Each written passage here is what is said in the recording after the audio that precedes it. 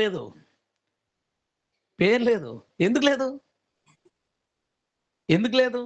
ఇంకొక ఆకాశం లేదు కాబట్టి. ఒకవేళ 2-3 ఆకాశాలు ఉన్నాయనుకోండి, ఇదేంటో చెప్పడానికి దానికో పేరు పెట్టాలి. దానికో పేరు పెట్టాల్సిన అవసరం ఉంటుంది. ఇప్పుడు బుధుడు, గురుడు గ్రహాల పేర్లు ఉన్నాయా?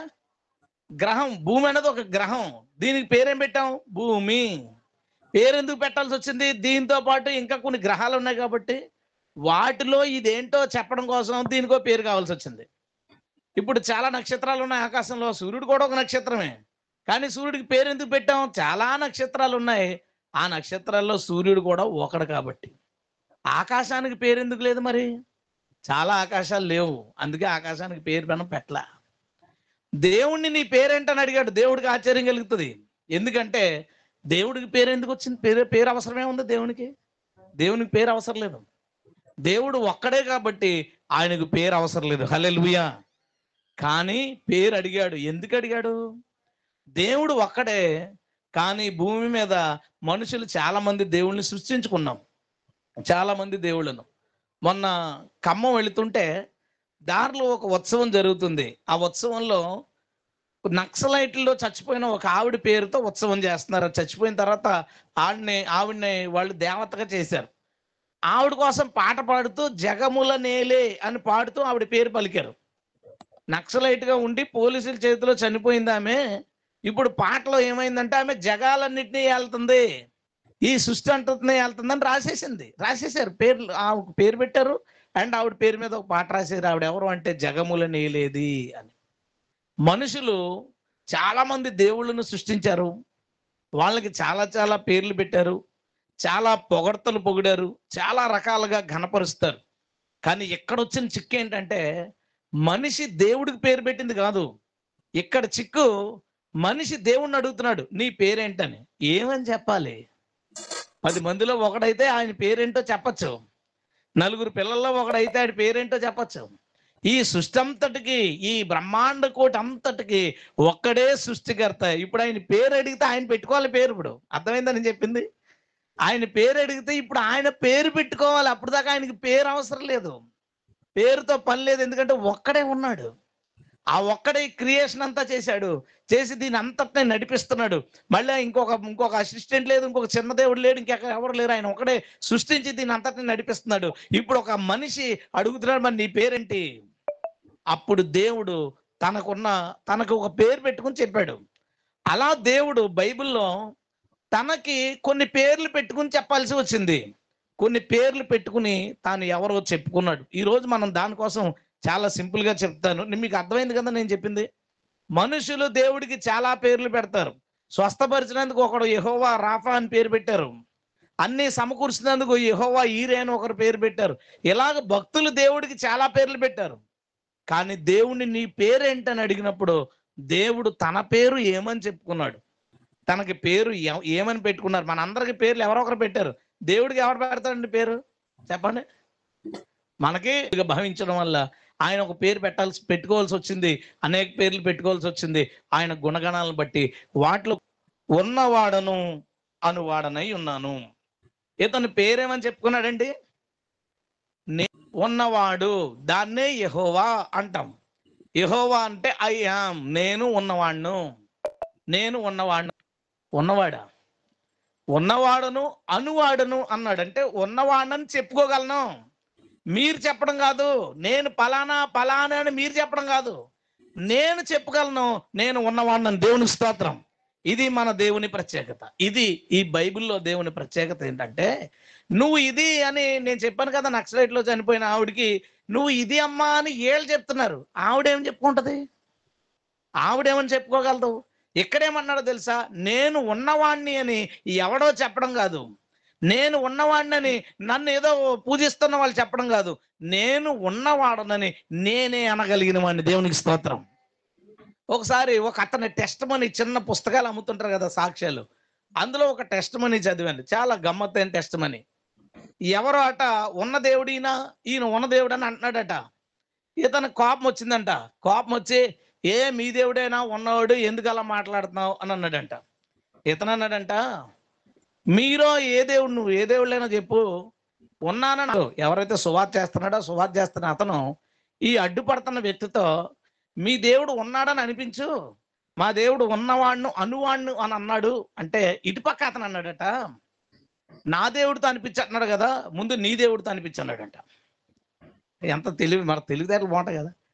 ఆయన అన్నాడంట, బైబిల్ ఓపెన్ చేసి యోహాను సువార్త 1:1 ఏముందండి, ఆది యందు వాక్యము ఉండెను, వాక్యం దేవుని యొద్ద ఉండెను, వాక్యము దేవుడై ఉండెను. హల్లెలూయా. మా దేవుడు ఎవరంటే వాక్యమే. ఆ వాక్యంలో ఏముందో తెలుసా అని ఈ వచనం తీసి చూపించాడట. మా దేవుడు ఏమని చెప్తున్నాడంటే, వాక్యమై ఉన్న మా దేవుడు ఏమని చెప్తున్నాడంటే, నేను ఉన్నవాడను. దేవునికి స్తోత్రం. ఇప్పుడు రివర్స్లో అడిగాడట, నువ్వు ఏ దేవుడి దగ్గరికైనా వెళ్ళి నేను వస్తాను, నీ కూడా ఏ గుడి దగ్గరికైనా తీసుకెళ్ళు, వాళ్ళతో నేను ఉన్నానని చెప్పించాడట. ఏమని ఆలోచిస్తాడు ఇప్పుడు, ఏం చేయాలో తెలియట్లేదు. అన్నాడు, అవ దేవుళ్ళు కాదు విగ్రహాలు అని అన్నాడంట. విగ్రహాలు అంటే ఇతను అన్నాడంట, మరి అప్పుడు దాన్ని ఎందుకు పూజిస్తున్నావు అని అడిగాడట. లాజికే కదా. సరే, అది విగ్రహమే, మీ దేవుడు ఎక్కడ ఉన్నాడు, సరే ఇక్కడ ఉన్నది జస్ట్ ఒక విగ్రహం అనుకో, దాన్ని ఎందుకు పూజిస్తున్నావు, దానికి ఎందుకు అభిషేకిస్తున్నావు అని ప్రశ్నించాడు. ఆన్సర్ లేదు. ఆన్సర్ వెతకడానికి ప్రయత్నించి అతడు కూడా దేవుని సేవకుడు అయ్యాడు. దేవుని స్తోత్రం. అది ఆ చిన్న బుక్ సారాంశం. ఎస్, మన దేవుడు ఉన్నవాడు. ఉన్నవాడు మాత్రమే కాదు, ఉన్నాను అని చెప్పుకోగలవాడు. దేవునికి స్తోత్రం. ఆయన మన మధ్యన ఎలా ఉన్నాడు, మన పక్కన వాక్యంగా ఉన్నాడు. వాక్యంగా ఉన్నాడు. ఆయన వాక్యమై ఉన్న దేవుడు, వాక్యంగా ఉన్నాడు. ఇందాక సోదరులు సాక్ష్యం చెప్తూ, నేను చాలా పూజలు చేశాను, ఉపవాసాలు ఉన్నాను, అయినా నేను మారలేదు, నన్ను మార్చిన వాళ్ళు ఎవరు లేరు అని అన్నారు. ఎందుకు అలా అన్నాడు అంటే, మార్చే మాటలు అక్కడ లేవు. మాటలు లేవు. నమ్ముకొని అందరం దేన్ని బట్టి మారాం? వాక్యం. వాక్యం ఎవరు? దేవుడు ప్రవేశిస్తున్నాడు. ఇప్పుడు దేవుడు ఎక్కడున్నాడు అంటే, ఆయనందు విశ్వాసం ఉంచిన వారి హృదయాల్లో ఉన్న, నీ పక్కన మాటగా ఉన్నాను, నీలో ఆత్మగా ఉన్నాను. మన దేవుడు ఉన్నవాడు. బైబిల్ అందుకే ఒక మాట చెప్తుంది. మనం అది చూద్దాం ఒకసారి. కొలస్సీ పత్రిక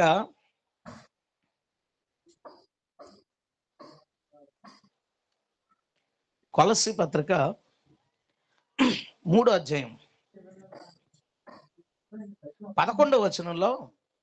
చివరి ఇలా అన్నాడు, దాసుడని స్వతంత్రుడని లేదు గాని క్రీస్తే సర్వమును. తీసారా? కొలస్సీ పత్రిక 3:11 ఆఖరి లైన్లో, దాసుడని స్వతంత్రుడని లేదు గాని క్రీస్తే సర్వమును అందరిలో ఉన్నవాడై ఉన్నాడు. హల్లెలూయా. మన దేవుడు ఉన్నవాడు. ఎక్కడున్నవాడు? వాక్యంగా మన పక్కన ఉన్నవాడు. మన దేవుడు ఉన్నవాడు. ఎక్కడున్నవాడు? ఆత్మగా మన యందు ఉన్నవాడు. హల్లెలూయా. ఇది మన ప్రత్యేకత, మన ధన్యత. ఈయన ఇక ఏం చెప్పుకోవాలో అర్థమవుక, నీ పేరేంటని అడిగితే, ఇక్కడ భూమి మీద చాలా మంది ఉన్నారని అనుకుంటున్నారు మీరు, కానీ నేను ఉన్నవాడును. ఎక్కడ ఉన్నవాడునంటే, మాట రూపంలో మీ పక్కన మీతో ఉన్నవాడును, ఆత్మ రూపములో మీ అందరిలో ఉన్నవాడును. హల్లెలూయా. ఎవరైనా ప్రభువుని ఎరగని వారు ఉంటే, వారు దేవుణ్ణి చూడాలనుకుంటే, ఇదిగోండి ఇలాంటి కోటల్లో వాక్యం వినండి. దేవుడు మీతో మాట్లాడుతున్నాడు. మీరు ప్రార్థించండి, ప్రభువా నేను నిన్ను నమ్ముతున్నాను, నాలోనికి నువ్వు రా అని అడగండి. దేవుడు ఆత్మగా తన శక్తితో మీలోనికి ప్రవేశిస్తాడు. హల్లెలూయా. మేమందరం ఆయన అనుభవిస్తున్నాం, మేమందరం పొందుకున్నాం. మాలో దేవుడు ఉండడాన్ని మేము అనుభవించాం. ఇందాక సాక్ష్యంలో నాకు ఎంత ఉపయోగపడిందంటే, ఎలా నిరూపించాలి అన్ని. మీ ముందు ఒక పర్సనే తన సాక్ష్యం చెప్పాడు. ఒక ఏదైనా తప్పు చేద్దాం అనుకుంటే లోపల నుంచి ఎవరో నాతో చెప్తున్నారు, ఎవరో ఇది వద్దంటున్నారు, ఎవరో ఇది చెయ్యంటున్నారు. ఎవరు? మన దగ్గర బైబిల్ ఉంది, అందులో ఏం చేయాలో ఉంది. అలాగే లోపల ఆత్మగా ఉన్నాడు, మనం ఎలా బిహేవ్ చేయాలో ఆయన మనకు చెప్తున్నాడు. ఏది తప్పో అది చెప్తున్నాడు, ఎటు వెళ్ళొద్దో అది చెప్తున్నాడు లోపలుండి. ఈసారి చెప్పు, యేసు ఎక్కడ ఉన్నాడు? నీ వద్ద, నీలో ఆయన ఉన్నాడు. దేవునికి స్తోత్రం. ఆయన పేరు ఉన్నవాడు. ఆయన పేరు ఉన్నవాడు. రెండోదిగా ఆయన తన పేరు ఏమని చెప్పుకున్నాడు? ఒకసారి నిర్గమకాండం 6వ అధ్యాయం.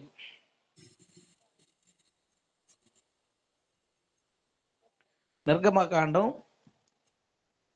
6వ అధ్యాయంలో మోషేతో మాట్లాడుతూ 3వ వచనం, నేను సర్వశక్తి గల దేవుడునను పేరుతో అబ్రహాము, ఇస్సాకు, యాకోబులకు ప్రత్యక్షమైతిని. ఏ పేరుతో ప్రత్యక్షమయ్యాడు? సర్వశక్తి గల దేవుడు. ఎందుకు ప్రభు అలా చెప్పుకున్నావు? ఏదో ఒక పేరు చెప్పుకోవచ్చు కదా. మేము ఎలాగా పేర్లు పెట్టామో, ఎలా పేర్లు పెట్టుకున్నామో అలా ఏదో ఒక పేరు పెట్టుకోవచ్చు కదా. ఈ పేర్లన్నీ ఎలా ఉన్నాయి? దేవుడు సర్వశక్తి గల దేవుడిని ఎందుకు పెట్టుకున్నాడో తెలుసా పేరు? భూమి మీద మనుషులు చాలా మందిని దైవములను నమ్మచ్చు అన్ని దేశాల్లోనూ, కానీ శక్తి లేదు. అందుకు దేవుడు ఏమని పెట్టుకున్నాడో తెలుసా? నేను ఎవరో తెలుసా అంటే అబ్రహాం కూడా అడుగుంటాడు, నువ్వు ఎవరో అని అడిగాడు. ఏ పేరుతో పరిచయం చేసుకోవాల్సి వచ్చింది? నేను ఎవరినంటే సర్వశక్తి గల దేవుణ్ణి. హల్లెలూయా. ఏదైనా నేను చేయగలిగిన దేవుణ్ణి, ఎలాంటి పనైనా నేను చేయగానే తినే దేవుడు కాదు, మేము తీసుకెళ్తే కానీ కదిలే దేవుడు కాదు. మేము ప్రకటిస్తున్న దేవుడు ఈ సర్వ సృష్టిని చేయడానికి శక్తి కలిగిన వాడు, మన అందరి జీవితాల్ని నడిపించుటకు సర్వశక్తి కలిగిన వాడు. దేవునికి స్తోత్రం. నువ్వు ఏ సమస్య అయినా ప్రభుతో చెప్పు, అది ఎంత పెద్ద ప్రాబ్లం అయినా ప్రభుతో చెప్పు, ఆయన సర్వశక్తి కలిగిన వాడు. అది అనారోగ్యమా, నువ్వు చెప్పు, ప్రభా ఇంత పెద్ద అనారోగ్య సమస్య ఉంది, ఇంత పెద్ద సమస్య ఉంది, ఇది డాక్టర్లు కష్టమంటున్నారు, ఇలాగ అవుతుంది అంటున్నారు, అలాగ అవుతుంది అంటున్నారు, ఎంత డబ్బు అవుతుంది అంటున్నారు, ఎలా ప్రభా? ఇవన్నీ కాదు, నువ్వు ప్రభు దగ్గరికి వెళ్ళి ఇలా ఉంది నువ్వు చెయ్యి అని అడుగు.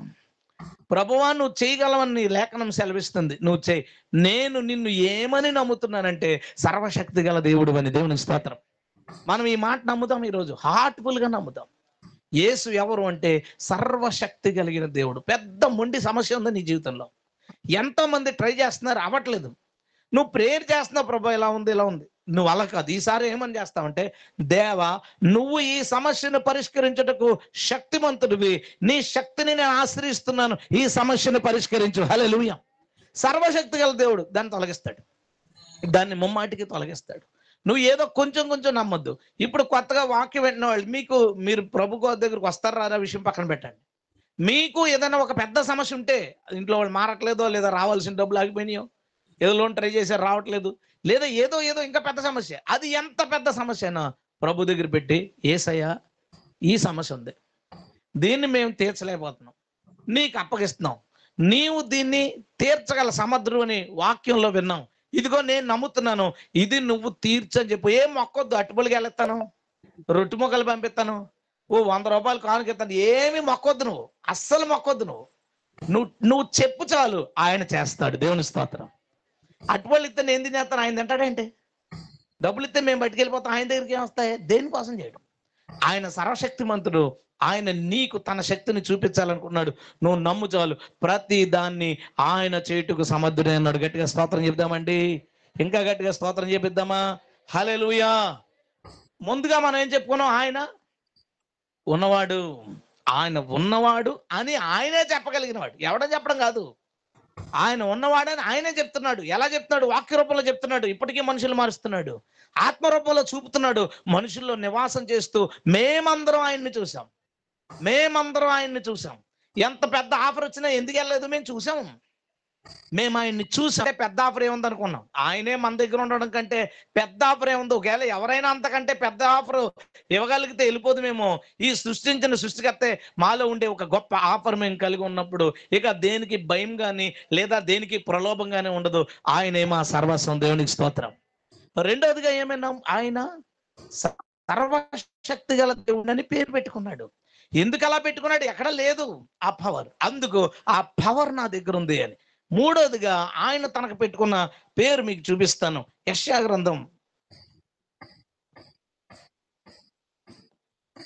51వ అధ్యాయం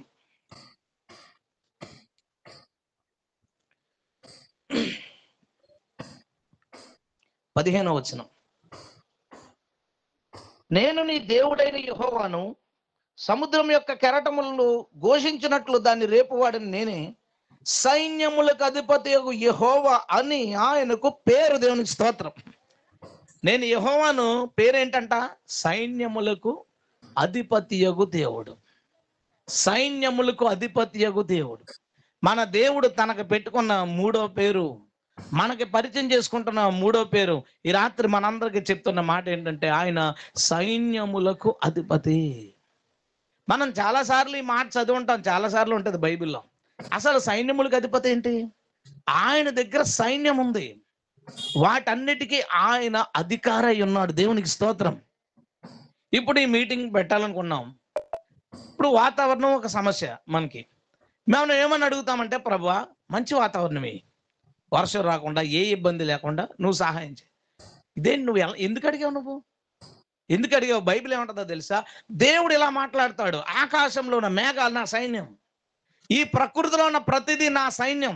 ఒకటి బాగు చేయాలన్నా, ఒకటి దాన్ని శిక్షించాలన్నా, ఏమైనా చేయాలంటే అవి నా మాట విను. దేవునికి స్తోత్రం. ఈ భూమి మీద ఉన్న ప్రకృతిలో ప్రతిదీ మన దేవుని సైన్యం. నీకు ఏదైనా ప్రకృతి నుంచి కావాల్సి వస్తే ఆయన అడగచ్చు, ఎందుకంటే అదే ఆయన సైన్యమై ఉన్నది. దేవునికి స్తోత్రం. మొన్న సూర్యాపేటలో మీటింగ్ పెట్టాం. తెలంగాణ అంతా విపరీతంగా మునిగిపోతా ఉంది, భయంకరమైన పరిస్థితి, తుఫాను. మీరు న్యూస్లో చూసుంటారు. అది మీటింగ్ 2 రోజుల ముందు నుంచి విపరీతంగా కురుస్తుంది.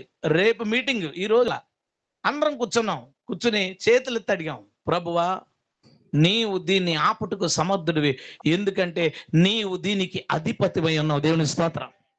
నువ్వు దీనికి అధిపతివి, ఇది నీ సైన్యం, ఇది నీ మాట వింటది, నువ్వు గద్దించగా అది ఆగిపోతుంది అని ప్రార్థించాం. ఒక హాఫ్ అన్ అవర్ అవుతుంది, ఏదో పనిలో ఉన్నాం, ఆగిపోయింది. కాసేపటికి ఎండ కాసింది, మళ్ళా తెల్లవారుజామున స్టార్ట్ అయింది. మళ్ళీ చేతులెత్తాం, ప్రభువా ఇది నీ సైన్యం, దీన్ని నిలిపివే. ప్రభు అద్భుతం చేశాడు. ఎందుకు ఇలా జరిగింది? ఇదే కాదు, నువ్వు ఏదైనా అడుగు, ప్రకృతికి సంబంధించింది నువ్వు ఏదైనా అడుగు, ఎందుకంటే అది ఆయన సైన్యమై ఉంది. ఆయన అంటాడు, ఒక పంటను, శత్రు పంటను చెడగొట్టుడుకు ఆ పురుగులోనే, అది నా సైన్యం. ఒక దాన్ని బాగు చేయాలా, దానికి కావాల్సింది ఏదన్నా ఉందా, అది నా సైన్యం. ప్రకృతికి సంబంధించింది ఏదైనా సరే మీరు అడగాలంటే ప్రభువుని, ఎండ విషయంలో, వాన విషయంలో, చలి విషయంలో, పరిస్థితుల విషయంలో ఏదైనా నువ్వు అడుగు. దేవా మాకిది కావాలి. మా చర్చిలో కుర్రాడు ఉంటాడు, వచ్చేది లేదో తెలియదు. మనవాడు బిల్డింగ్ కట్టుకునేటప్పుడు వాటర్ కొంచెం అందుబాటులో లేదు, వచ్చాడు, మూలం ఉన్నాడు. ఏం చేస్తారో తెలుసా? ప్రభా పని అయిపోయింది కదా, రాత్రికి వర్షం కురిపించి వాటరింగ్ చేసాను పడుకుంటాడు. వర్షం వస్తుంది, వాటరింగ్ అయిపోద్ది, మళ్ళీ లెగుతాడు. ఎందుకు? పని అయిపోద్దని. పొద్దున్న లెగుతాడు, పని చేసుకుంటాడు, మళ్ళీ ప్రభా వర్షం కురిపించావు. ఎందుకు జరుగుతుంది? అవన్నీ నా దేవుని సైన్యం. హల్లెలూయా. నీవు నమ్ముకుంటున్న దేవుని యొక్క సైన్యం అది. ఆయన ఏం చేస్తే అది ఏం చెప్తే అది దాని మాట వింటది. ఇంకో మాట చెప్తాను ఇందులో. మనకి ఇప్పుడంతా ఏమైందంటే, మనకి ఏదన్నా అవసరం ఉంటే పెద్దల దగ్గరికి వెళ్ళినా, న్యాయం కావాలని పోలీస్ స్టేషన్కి వెళ్ళినా, చట్టం కావాలి, న్యాయం కావాలని మనం కోర్టులకు వెళ్ళినా, అంతా ఎలా పనిచేస్తుందంటే డబ్బులు, పాలిటిక్స్, రాజకీయమో డబ్బులు, రాజకీయం డబ్బులు. ఎక్కడికి వెళ్ళిపో, రాజకీయం డబ్బులు, ఇంకేం పని చేయట్లేదు. అనుకూలమైన వాళ్ళు ఉంటేనే మనకు న్యాయం జరుగుతుంది. నువ్వు కష్టపడి చదివినా నీకు ఉద్యోగం రాదు, లేదా అయినా సరే నీకు నీ పక్షంగా న్యాయం జరగదు. ఇలా ఉంది. అయితే ఇప్పుడు నీకు ఒక మాట చెప్తాను. నీకు అన్యాయం జరిగిందా? నువ్వు వెళుతున్నప్పుడు, ఎక్కడికన్నా వెళ్తున్నప్పుడు వాళ్ళు నీకు న్యాయం చేయట్లేదా? నువ్వు ప్రార్థించవు, ప్రభా నీ దగ్గర సైన్యం ఉంది, నా పక్షంగా యుద్ధం చేయి. దేవుని స్తోత్రం. నీ పక్షంగా ఆయన యుద్ధం చేస్తాడు. ఎంతమంది తమ బలాన్ని వాడినా, తమ డబ్బును వాడినా, తమ రాజకీయ అధికారాన్ని వాడినా, న్యాయం మాత్రం నీకే జరుగుతుంది. ఎందుకంటే నీవు సైన్యములకు అధిపతి ఆయన నీకు న్యాయం చేస్తాడు. నువ్వు సింపుల్గా ఉండు చాలు. కంగారు పడిపోయి, బాధపడిపోయి అందరినీ తిట్టేసుకున్నద్దు. మీకు ఎవరైనా ఇక్కడ అన్యాయం జరుగుతుంటే, ఓ స్థలం ఎవరు ఆక్రమించుకుంటారు, వెళ్ళి అడిగితే వాళ్ళ దగ్గర డబ్బు లేదు, వాళ్ళ పెద్ద పొలిటికల్ ఇన్ఫ్లుయెన్స్ వాళ్ళకి లేదు అనుకోండి, ఆయన ఎవరు లెక్క చేయరు, పట్టించుకోరు. మా రెండో అన్ని బాగా పాలిటిక్స్లో తిరుగుతాడు. ఆడు ఈ గవర్నమెంట్ రాగానే నాకు ఫోన్ చేశాడు. ఫోన్ చేసి, రే మనం బలపరిచిన వాళ్ళు గెలిచారు, మనకి ఫుల్ ఇన్ఫ్లుయెన్స్ ఉంది అని మొత్తం ఫోటోలు, ప్రెసిడెంట్ ఉన్న DCM గారితో, ఎమ్మెల్యే గారితో ఫోటోలు తీసుకుని నాకు పంపించి మనకు అంతా ఉంది, నీకు ఏదైనా అవసరమైతే నన్ను అడుగు అన్నాడు. ఎందుకు అన్నాడు అంటే, నాకెవరు తెలియదు కాబట్టి. నాకు న్యాయం చేయాలంటే ఎవరు తెలియదు, నాకెవరు తెలియదు. నాకు ఒక పెద్ద సమస్య వచ్చింది, అన్యాయంగా నన్ను ఇరికించారు ఒక దాంట్లో, చాలా పెద్ద సమస్య. ఇరికిస్తే బయట ఎలా ఉంటుందో పరిస్థితి తెలుసు కదా, కానీ నేను వాడికి చెప్పలేదు. ఎందుకు చెప్పలేదంటే, వాడికి ఎవరైతే తెలుసో వాళ్ళకంటే పెద్దోడు నాకు తెలుసు. దేవుని స్తోత్రం. ఆయన పేరు సైన్యములకు అధిపతి యెహోవా. హల్లెలూయా. చాలా మంది నాకు ఫోన్ చేసి, మీరు అలా ఉండండి బ్రదర్, మేము ఉంటాం మీ వెనకాల, అది ఇది అని చెప్పారు. ప్రశాంతంగా ఉండండి, నా పక్షంగా దేవుడు ఉన్నాడు. ప్రశాంతంగా ఉండండి, నా పక్షంగా దేవుడు ఉన్నాడు. ఆశ్చర్యం, అసలు ఎవరైతే తిరిగించారో వాళ్ళే సారీ చెప్పి, వాళ్ళే స్టేషన్కి ఫోన్ చేసి, క్షమించండి, ఏం వద్దండి, అంత తీసేయండి, ఏమి లేదు, వాళ్ళ ప్రాబ్లం ఏం లేదు. ఎవరు క్లియర్ చేశారు? ఎవరితో ఫోన్లు చేయించాం? ఎవరు మన పక్షంగా ఉన్నారు? ఎవరు కాదు, సైన్యములకు అధిపతి దేవుడు. హల్లెలూయా. నువ్వు దేవుడు సైన్యములకు అధిపతి దేవుడిని నమ్ముకున్నావు, ధైర్యంగా ముందుకెళ్ళావు. ఎంతమంది అందరూ నీ నెత్తి మీద నిన్ను అణిచేయాలని ప్రయత్నించినా సరే వాళ్ళు నీ దగ్గర రావడానికి మధ్యలో సైన్యముతో నీ దేవుడు ఉన్నాడు. దేవునికి స్తోత్రం. సైన్యములకు అధిపతి ఉన్నాడు. ఆయన పురమాయిస్తాడు, వీళ్ళు నా ప్రజలు తాకడానికి వీల్లేదని. ఇది ఆయన చెప్పుకున్న 3వ పేరు. ఆఖరిది 4వ పేరు. ఆయన చెప్పుకున్న పేరు ఏంటంటే మత్తయి సువార్త మొదటి అధ్యాయం 21వ వచనం. ఆమె ఒక కుమారుని కనును, తన ప్రజలను వారి పాపము నుండి ఆయనే రక్షించును కనుక ఆయనకు యేసు అని పేరు పెట్టుదు. దేవునికి స్తోత్రం. ఆయన దూతను పంపి ఏం పేరు పెట్టించమని చెప్తున్నాడు? ఆయన పెట్టుకున్న పేరు చూడండి ఎలా ఉన్నాయి. ఏమని పెట్టించుకోమన్నాడు? యేసు. ఎందుకట? ఆయన తన ప్రజలను వారి పాపముల నుండి రక్షించును గనక. ఆయనే తన ప్రజల్ని పాపాల నుంచి రక్షిస్తాడట. అందుకని ఆయన పేరేంటో తెలుసా? యేసు అనగా రక్షకుడు. దేవునికి స్తోత్రం. ఆయన, ఈ దేవుడు తనకు పెట్టుకున్న పేరు నేను రక్షకుణ్ణి. నువ్వు ఎందులోనైనా బాగా ప్రమాదంలో ఇరుక్కుపోయి ఉండొచ్చు. చాలా అత్యంత ప్రమాదం, ఇంకా ఏదో వాహనం నీ మీద పడిపోబోతుంది, లేదా ఇంకా ఏదో ప్రమాదం నీ దగ్గర ఉంది. ఒక్క నిమిషం, యేసు నన్ను రక్షించు. స్తోత్రం. అండ్ ఆయన ఇందాక సాక్ష్యంలో మనం విన్నమాట, ఆయన పాపులను రక్షించుటకు ఈ లోకమునకు వచ్చిన. దేవునికి స్తోత్రం. ఆయన పాపాలన్నీ కడగడానికి వచ్చి ఆయన చచ్చిపోయాడు. ఏమండి, అతను కారు బ్యాక్ చేసుకుని వెళ్తున్నాడు. వెళ్తుంటే వెనకాల స్కూటీ ఉందో చూసుకోలేదు, గుద్దేశాడు. లైట్ పగిలిపోయింది, సొట్ల పడిపోయింది, మొత్తం చండాలం అయిపోయింది. గొడవ స్టార్ట్ అవుతుంది కదా, తెలిసిందే కదా, గొడవ అవుతుంది. ఈడంటాడు అంతా మా బాబాయ్ చూసుకుంటాడు అంటాడు, గుద్దేసినాడు. నువ్వు బాబాయ్ అంటావు బాబు, పగిలిపోయింది, ఇలా అయిపోయింది, అలా అయిపోయింది, డబ్బులు అంటాడు. ఎంత?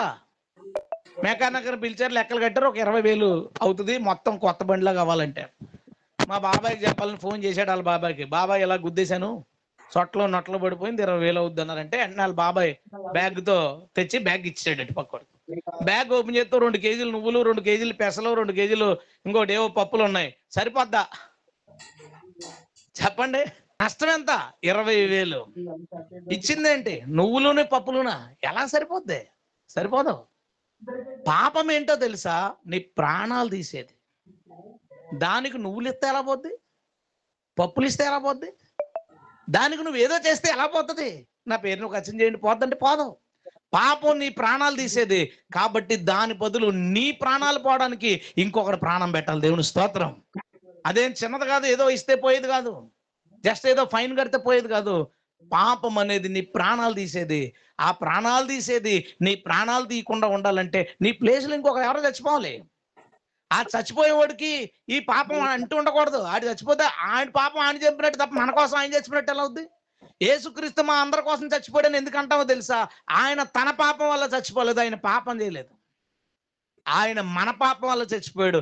మన పాపాన్ని ఆయన నెత్తి మీద వేసుకున్నాడు. దేవుని గట్టి స్తోత్రం చెప్దామా? వేసుకుని మన పాపాలన్నింటినీ కడిగాడు. యేసు తన రక్తం ద్వారా నీ పాపాలకి మూల్యం చెల్లించాడు. నువ్వు చాలా చేస్తుండొచ్చు, అపరాధం, అపచారం, ఇది పోవాలంటే ఇలాగా అలాగా, అది కట్టుకోవాలి, ఇది కట్టుకోవాలి, ఇలా చేస్తే మంచిదట, అలా చేస్తే మంచిదట, ఇలా చేస్తే దోషాలు పోతాయట అని చెప్తారు. అవేమి పోగొట్టవు. పెద్ద నష్టం చేసి కేజీ నువ్వులు చేతిలో పెడితే అది నష్టం పోలేనట్టుగా నువ్వు చేసేది ఏది నీ నష్టాన్ని పోగొట్టవు. ఒక వ్యక్తి ప్రాణం, ఒక వ్యక్తి రక్తం, అదే పోగొట్టగలదు. ఆయన నీ కోసం చేయాల్సింది చేసేసాడు. నువ్వు చేయాల్సింది మిగిలింది. ప్రభువా, నా పాపాలని నీ రక్తంలో కడుగని. హల్లెలూయా. ఎప్పుడైతే ఈ 4 పేర్లు పెట్టుకున్న దేవుణ్ణి మనం నమ్ముకుంటామో, ఈ 4 పేర్లు పెట్టుకున్న దేవుణ్ణి మనం నమ్ముకుంటామో, ఆ దేవుడు మనకు 4 పేర్లు పెడతారు. చాలా సింపుల్ గా మీకు చూపిస్తాను. చాలా విచిత్రంగా ఉంటుంది ఆ మాట. యెషయా గ్రంథం 62వ అధ్యాయం.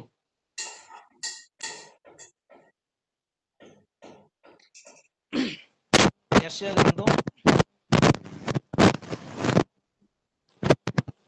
62:12.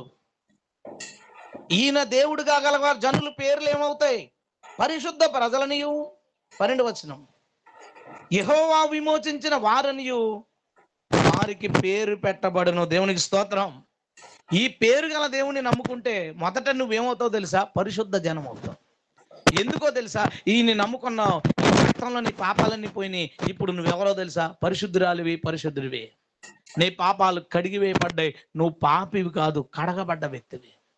నువ్వు ఏం చేసినా మళ్ళీ పాపం పోగొట్టుకోవడానికి ఇంకోటి ఏదో చేయడానికి ప్రయత్నిస్తావు. కానీ యేసు రక్తం దగ్గరికి వస్తే, ఎస్, నేను స్వతంత్రుణ్ణి, ఆయన రక్తంలో నేను కడగబడ్డాను. దేవునికి స్తోత్రం. రెండోది ఏంటి? విమోచించబడిన వారం. ఏ ఏ సమస్యలతో యేసు ప్రభు దగ్గరికి వచ్చావో నీ పేరేమైపోద్దో తెలుసా? విమోచించబడిన వాడు. రోగం నుంచి విమోచించబడిన వాడు, శత్రుభయం నుంచి విమోచించబడిన వాడు, శ్రమ నుంచి విమోచించబడిన వాడు, ఇబ్బందుల నుంచి విమోచించబడిన వాడు, అప్పుల నుంచి విమోచించబడిన వాడు. నీవు ఏ సమస్యతో ప్రభు దగ్గరికి వచ్చావో ఆ సమస్య నుంచి నీవు విమోచించబడిన వాడు అవుతావు. దేవునికి స్తోత్రం. మూడో పేరు ఆయన ఏం పెట్టబోతున్నాడు? జెఫన్యా గ్రంథము. జెఫన్యా గ్రంథము 3వ అధ్యాయం 19వ వచనం.